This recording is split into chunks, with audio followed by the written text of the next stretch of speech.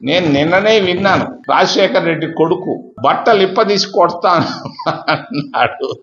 భాష తెలిసినట్లేదు రాజశేఖర్ రెడ్డి కొడుక్కి. అలానా మాట్లాడేది?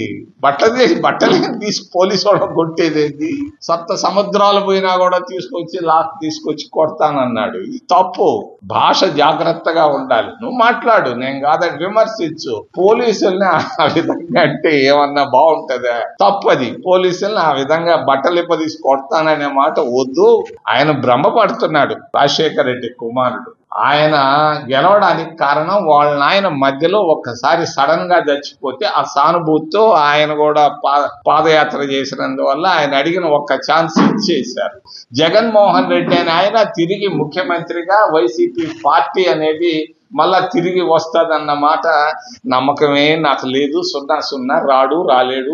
ఎట్లా జరుగుతుందో తెలియదు. సిబిఐ వాళ్ళు ఆయన పైన 11 కేసులు పెట్టారు.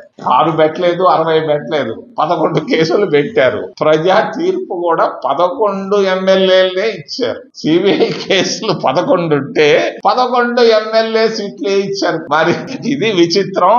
కరెక్ట్ గా జరుగుతుంటుంది. చేసిన పొరపాట్లకి శిక్ష ఇది. ఇంకా తిరిగి ఆయన రాలేడు. ఊరికే మాటలు కొడతా ఉన్నాడు. అక్కడెక్కడో జైలుకి వచ్చాడు. నాయనా, నువ్వు పొద్దున దాకా నువ్వు బయట ఉంటావని నాకు నమ్మకం లేదు. ఎక్స్ట్రా నీ పైన ఇప్పటికే 3000 సార్లు నువ్వు బెయిల్ తెచ్చుకో ఉండవు. ఆడకు పోకుండా ఏంది నువ్వు ఏ క్షణంలో అయినా జైలుకు పోతావా? ఎందుకు ఊరికే జైలు దగ్గర పోబాక? ఏదైనా ఉంటే గుళ్ళు చుట్టూ తిరుగు. ఏదైనా పాపాలు చేసి ఉంటే పోతాయి.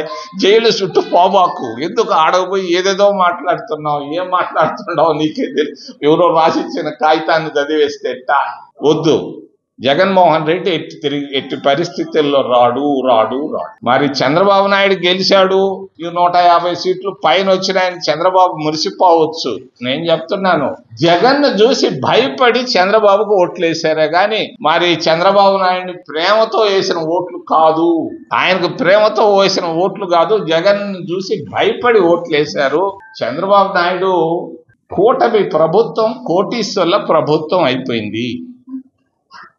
కూటమి ప్రభుత్వం కోటీశ్వర్ల ప్రభుత్వం అయిపోయింది. పేదవాళ్లను గురించి చంద్రబాబు నాయుడు పట్టించుకోవటం లేదు. అక్కడ ఉన్నటువంటి కాంట్రాక్టులు, రాజధాని నగరంలో సిఆర్డీలో ఉన్నటువంటి కాంట్రాక్టులు కూడా పెద్ద కోటీశ్వర్లకు ఇచ్చావు. అందరికీ తెలుసు ఎందుకు ఇచ్చావో. నేను దాని గురించి విమర్శించటం లేదు. చిన్న కాంట్రాక్టులు ఉన్నాయి. చిమ్మే కాంట్రాక్టు, తుమ్మే కాంట్రాక్టులు ఉన్నాయి. అయ్యన్నా ఓబీసీలకు ఇవ్వవయ్యా. ఓ మహానుభావా, అది కూడా కోటీశ్వర్లకు ఎందుకు ఇస్తావయ్యా? చిన్న కాంట్రాక్టులు ఇస్తా. ఎస్సీలు, ఓబీసీలు, ఎస్టీలు పైకి రావాలా ఆర్థికంగా అంటే ఎట్లా? నువ్వు చేసేది ఏంది? నువ్వేమో పెద్ద వాళ్ళకి బిలియనీర్లకు ఇచ్చావు. నేను నిన్న తిరుగుతా ఉంటే అబ్బా ఎవరో పెద్దది 30 అంతస్తుల బిల్డింగ్ దిగుడుతురంటే ఆడ కాంట్రాక్ట్ చేస్తున్నా అంట. మరి నువ్వు అక్కడ ఇచ్చావు. చిన్న కాంట్రాక్టులన్నా ఓబీసీలు, ఎస్సీలకు ఇవ్వాలని నేను డిమాండ్ చేస్తూ